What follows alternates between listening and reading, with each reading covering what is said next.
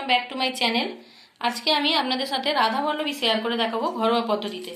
তার জন্য আমি দেখুন এখানে 300 গ্রামের মতো বিউলির ডাল ধুয়ে পরিষ্কার করে রেখেছি, ভিজিয়ে রেখেছিলাম এতক্ষণ। এটাকে এবার আমি মিক্সিং গ্রাইন্ডারে দিয়ে বেটে নেব।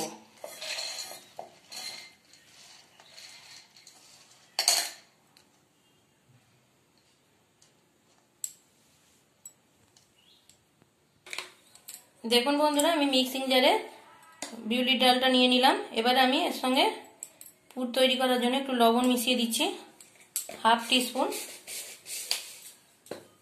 আর দেব এই পরিমাণ আদা, এটা এর সঙ্গে বাটবো।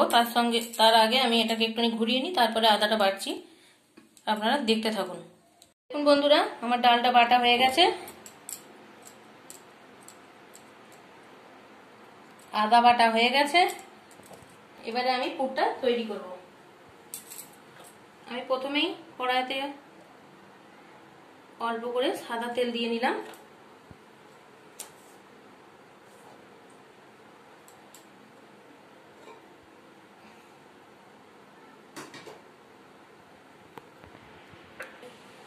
এরপর আমার তেল গরম হয়ে এসছে।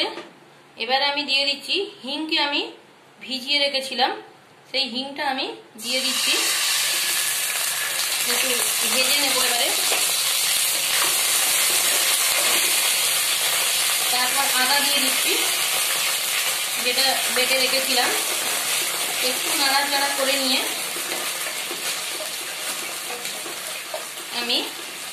আমার এটা নাড়াচাড়া হয়ে গেছে। আমি এবারে বিউলির ডাল বাটাটা ঢেলে দিচ্ছি।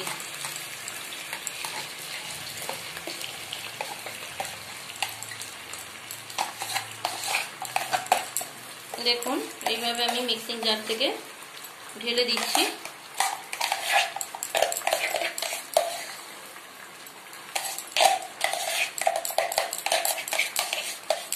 চামচের সাহায্যে আমি মিক্সিং বোল থেকে নামিয়ে নিলাম। এবার আমি গ্যাসের ফ্লেমকে বাড়িয়ে এটাকে একটু মিশিয়ে নেব। দেখুন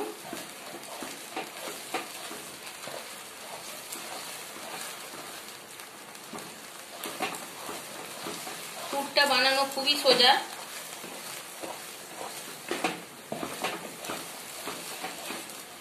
দেখতে থাকুন আমি কিভাবে পুরটা বানিয়ে নিচ্ছি। এই অবস্থায় আমি 1 টিস্পুন চিনি দিয়ে দিচ্ছি। এবারে আমি এটাকে একটু শুকনো শুকনো করে নামিয়ে নেব। প্রায় আমার হয়েই এসছে। এটা না শুকনো করলে পুরটা দেয়া যাবে না, তাই এটাকে আমাকে শুকিয়ে নিতে হবে, একটু নেড়ে ছেড়ে বা একটু ভাজা ভাজা করে নিলে টেস্টটা ভালো হবে। আমি কিন্তু এর মধ্যে লঙ্কা দিইনি, আপনারা প্রয়োজন মনে করলে যদি ঝাল ঝাল খেতে চান তাহলে লঙ্কাটা দিয়ে নেবেন। আমি যেহেতু এটা আলুর দমের সাথে সার্ভ করব, তাই আমি আলুর দমেই ঝালটা দিয়ে রাখছি। আর এটা বাচ্চারা খাবে, তাই আমি এর মধ্যে ঝালটা দিলাম না, খেতে পারবে না। আপনারা প্রয়োজনে ঝাল দিয়ে নেবেন, নয়তো ঝাল না দিলেও এটা খুবই ভালো খেতে হয়। দেখুন আমার পুরটা তৈরি হয়ে এসছে, একদমই রেডি হয়ে গেছে পুরটা। আমি এবারে গ্যাস ওভেন অফ করব, করে ময়দা মেখে নিয়ে আমি পুরটা দেব। তখন আমি আবার আপনাদের কাছে ফিরে আসছি, আপনারা দেখতে থাকুন। বন্ধুরা, আমার এখানে পুরটা রেডি হয়ে গেছে। আমি এবারে ময়দার ডো করে নিয়েছি। এবারে আমি কিভাবে পুরটা ভরে নিচ্ছি লেচির মধ্যে সেটা দেখাতে থাকি। আপনারা এইভাবে লেচি নিয়ে এইভাবে লেচি কেটে নেবেন।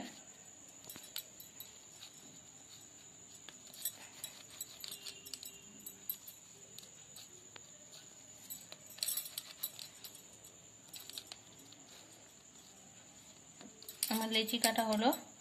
এবারে এইভাবে হাতেতে বাটির মতো একটা করে নিয়ে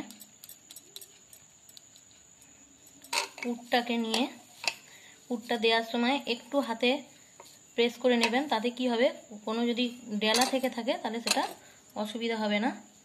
এইভাবে একটু বেশি বেশি করে পুরটা দেবেন, অত খেতে ভালো লাগবে না।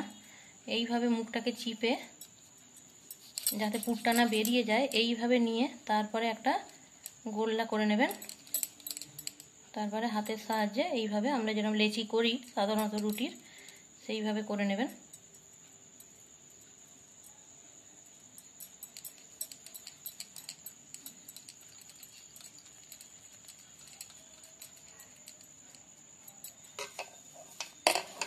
এইভাবে আমি প্রত্যেকটার ভেতরে পুরটাকে ভরে নিচ্ছি।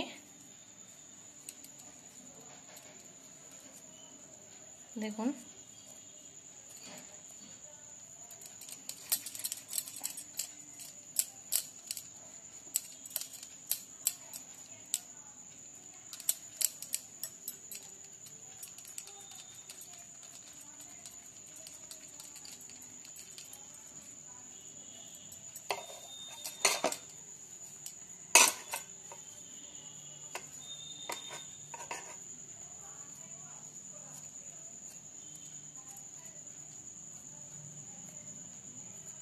দেখুন আমি এইভাবে পুরগুলো প্রত্যেকটার ভেতরে দিয়ে নিচ্ছি যাতে বেলার সময় কোনো রকম অসুবিধা না হয়।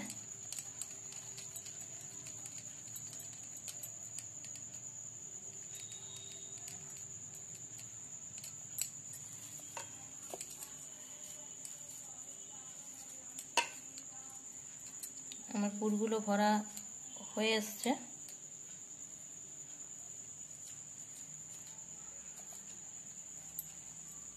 আমি এবারে বেলে বেলে ভেজে দেখাবো ঘরোয়া পদ্ধতিতে রাধা পল্লবী। দেখুন বন্ধুরা, আমি এবারে পুরটাকে ভরে নিয়ে রেডি করে ফেলেছি। আমি এবারে বেলবো, বেলে ভাজবো, সেটা আপনারা দেখুন। আর আপনাদের যদি এই রেসিপিটা ভালো লেগে থাকে অবশ্যই আমার চ্যানেলটাকে সাবস্ক্রাইব করে রাখবেন, পাশে থাকা বেল আইকনটা বাজিয়ে রাখবেন, আর সবার কাছে এটা শেয়ার করে দেবেন, বন্ধু বান্ধব আত্মীয়দের কাছে, আর লাইক দিয়ে দেবেন। দেখুন আমি আলতো হাতে এগুলো বেলে নিচ্ছি।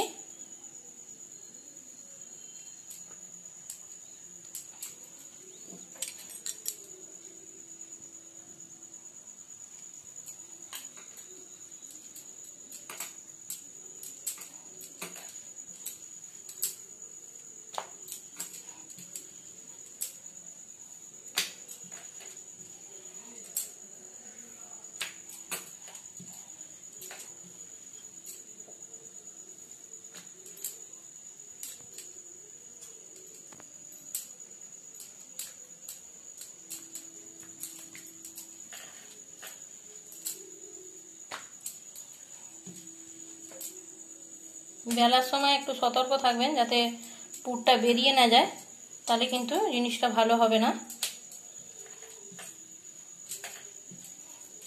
আমি এবারে ভেজে আপনাদের দেখাচ্ছি। তেলটা মনে হচ্ছে গরম হয়ে গেছে।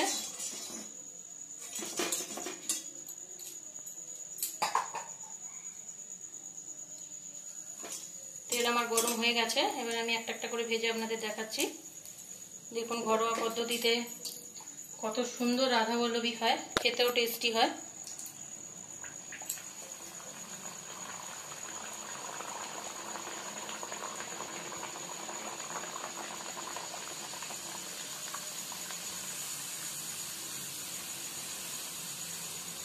দেখুন খুব সুন্দর ফুলে উঠছে। আমি এবারে উল্টে দিচ্ছি, উল্টে দেওয়ার পরে পুরো জিনিসটাই ফুলে যাবে গোল হয়ে।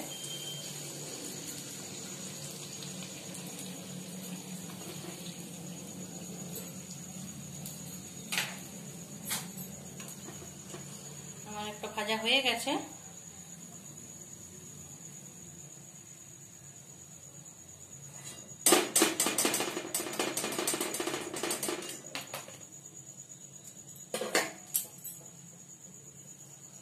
এইভাবেই প্রত্যেকটা রাধা পল্লবী আমি ভেজে নেব।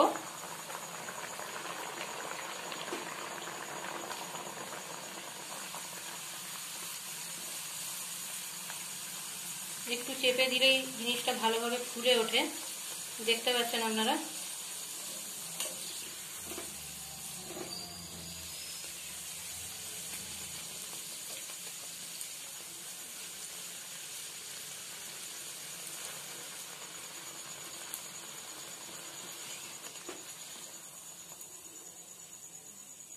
আমি এইভাবে প্রত্যেকটা রাধাবল্লভী ভেজে গরম গরম সার্ভ করে দেবো।